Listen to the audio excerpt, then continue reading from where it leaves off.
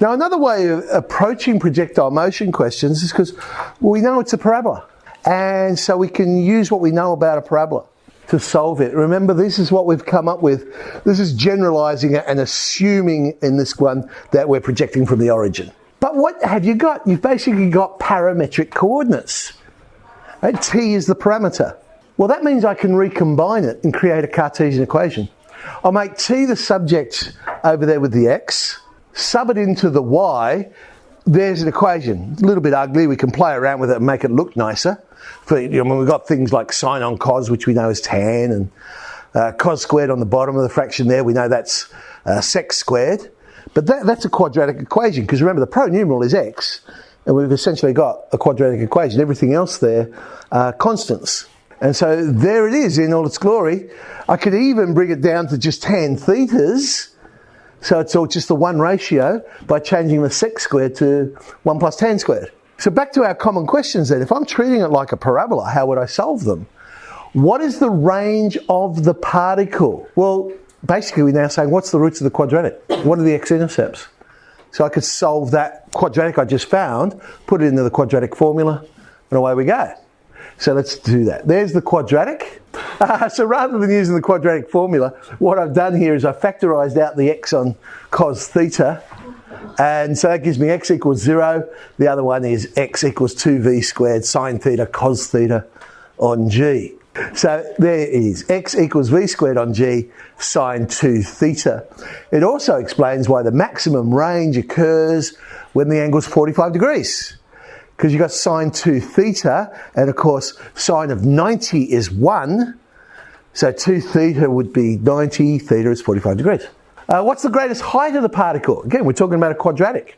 So I know it's the vertex of the parabola, but I'm interested in the y value. So minus the discriminant on 4a would find that. So let's do that one. We get minus tan squared on 4, lots of minus g sec squared on 2v squared. We can play around with it, and there's the greatest height, v squared sine squared theta on 2g. What angle does the particle make with the ground? I draw in a tangent, and that's basically the velocity vector, the tangent.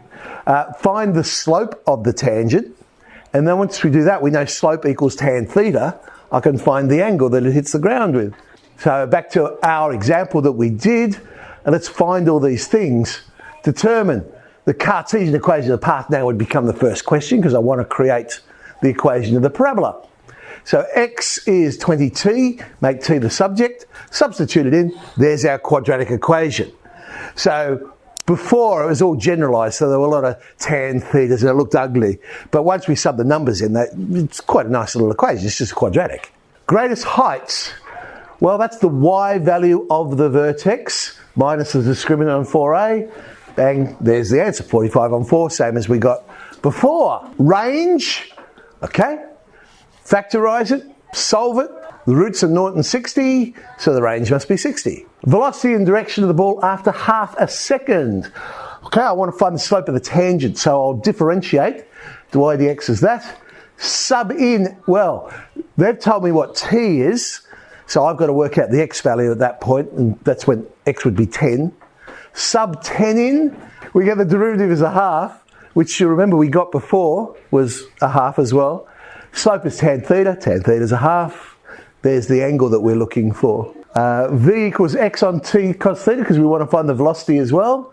So now sub in that, I'll draw up a little triangle to help me work out what cos theta is, and we get 10 root 5, same answer we got before. So it's an alternative way of solving the projectile motion questions is by using our quadratic theory.